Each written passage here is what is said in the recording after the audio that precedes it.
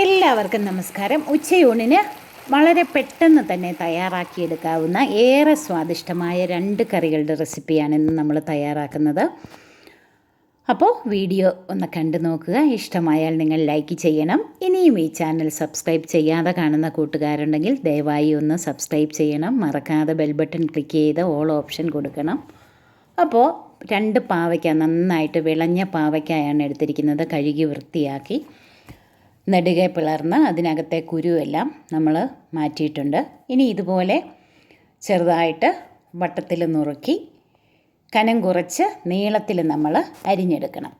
ഇതുപോലെ കനം കുറച്ച് നീളത്തിൽ നമുക്ക് അരിഞ്ഞെടുത്ത് വെച്ചിട്ടുണ്ട്. ഇനി അതിലേക്ക് 2 ടീസ്പൂൺ ഉപ്പ് പൊടി ചേർത്ത് കൊടുക്കാം. ഞാൻ 2 പാവയ്ക്കായാണ് എടുത്തിരിക്കുന്നത്. 2 ടീസ്പൂൺ ഉപ്പ് പൊടി ചേർത്ത് ഇനി അതിലേക്ക് നമ്മൾ അല്പം വിനാഗിരിയാണ് ചേർക്കുന്നത്. ഒട്ടും കയ്പില്ലാതെ പാവയ്ക്ക തയ്യാറാക്കിയെടുക്കുന്ന ഒരു രീതിയാണ്. അപ്പോൾ വിനാഗിരി ഒരു 2 ടേബിൾ സ്പൂൺ വിനാഗിരിയും കൂടെ ചേർത്ത് കൈകൊണ്ട് നന്നായിട്ട് തിരുമ്മി യോജിപ്പിക്കണം. ഒട്ടും കയ്പില്ലാതെ പാവയ്ക്ക മെഴുക്ക് പുരട്ടി എങ്ങനെ തയ്യാറാക്കാമെന്നാണ് നമ്മൾ കാണിക്കുന്നത്. അപ്പോൾ കൈകൊണ്ട് നന്നായിട്ടൊന്ന് തിരുമ്മി യോജിപ്പിച്ച് നമുക്കിതൊന്ന് മൂടി വയ്ക്കാം. ഇനി നമ്മൾ ഒരു 8-10 കോവയ്ക്ക, അതുപോലെ ഒരു പിടി ചക്കക്കുരു. അപ്പോൾ പാവയ്ക്ക എല്ലാം നന്നായിട്ട് നമുക്കൊന്ന് പിഴിഞ്ഞെടുക്കാം. ഒരു 10 മിനിറ്റ് കഴിയുമ്പോഴത്തേക്ക് അതിലെ ജലാംശമെല്ലാം നന്നായിട്ട് ഒന്ന് പിഴിഞ്ഞ് മാറ്റാം. നമുക്ക് വേറൊരു പാത്രത്തിലേക്ക് അത് ഇട്ട് കൊടുക്കാം. പാവയ്ക്കായിലെ വെള്ളമെല്ലാം നന്നായിട്ട് പിഴിഞ്ഞെടുത്തിട്ടുണ്ട്. ആ വെള്ളം നമുക്ക് ആവശ്യമില്ല. വെള്ളം നമുക്ക് കളയാം. ഇത് കണ്ടില്ല, ഇത്രയും വെള്ളമുണ്ട്, അത് നമുക്ക് കളയാം. അപ്പോൾ പാവയ്ക്ക എല്ലാം തന്നെ ഞാൻ പിഴിഞ്ഞെടുത്ത് വെച്ചിട്ടുണ്ട്. നന്നായിട്ട് അതിലെ ജലാംശമെല്ലാം മാറിയിട്ടുണ്ട്. ഇനി അതിലേക്ക് നമുക്ക് അല്പം തേങ്ങ ഒന്ന് കുത്തിയിട്ട് കൊടുക്കാം. ഒരു പിടി തേങ്ങ പൂളിയത് കുത്തിയിടാം. അതുപോലെ ഒരു 3-4 പച്ചമുളക്, എരിവിനാവശ്യമായ പച്ചമുളകും കൂടെ കീറിയെടുക്കുക. ഈ പാവയ്ക്ക ഉലർത്തിയതിനകത്ത് ഈ പച്ചമുളക് കിടന്ന് മൊരിയുമ്പോൾ നല്ലൊരു ടേസ്റ്റാണ്. ഇനി പാനിലേക്ക് നന്നായിട്ട് വിസ്താരമുള്ള പരന്ന ഒരു പാനിലേക്ക് നമുക്ക് ഒരു 1/4 കപ്പ് വെളിച്ചെണ്ണ ചേർത്ത് കൊടുക്കാം.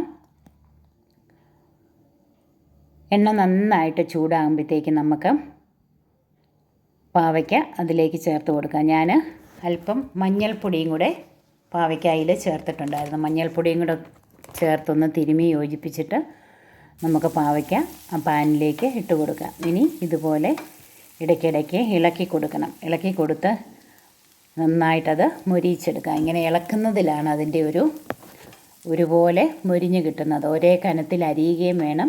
അതുപോലെ തുടരെ ഇതുപോലെ ഇളക്കി കൊടുക്കണം. അപ്പം എല്ലാ സൈഡും ഒരുപോലെ മൊരിഞ്ഞ് കിട്ടണം. അതുപോലെ വിസ്താരമുള്ള നല്ല പരന്ന പാനായിരിക്കണം.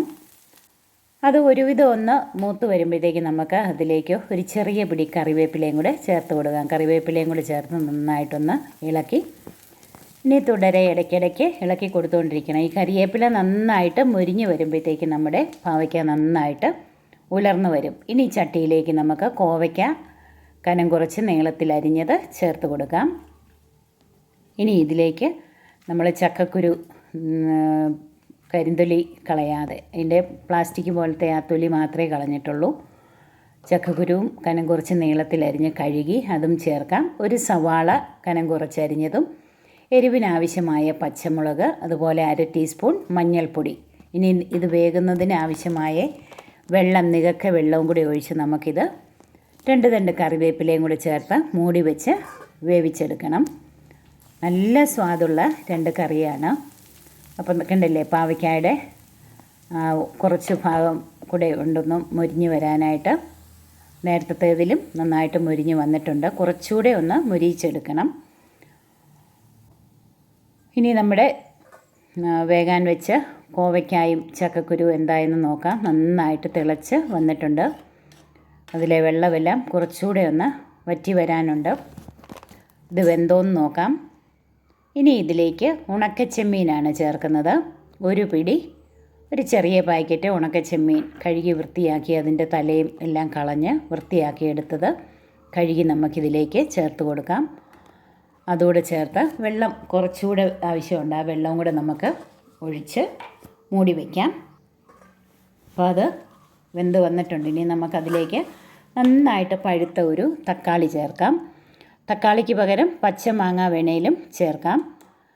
ഇനി നമ്മൾ ഈ സമയത്താണ് ഉപ്പ് ചേർക്കുന്നത്. ഉപ്പൂടെ ചേർത്ത് നന്നായിട്ടൊന്ന് ഇളക്കി മൂടി വെച്ച് വേവിച്ചെടുക്കണം.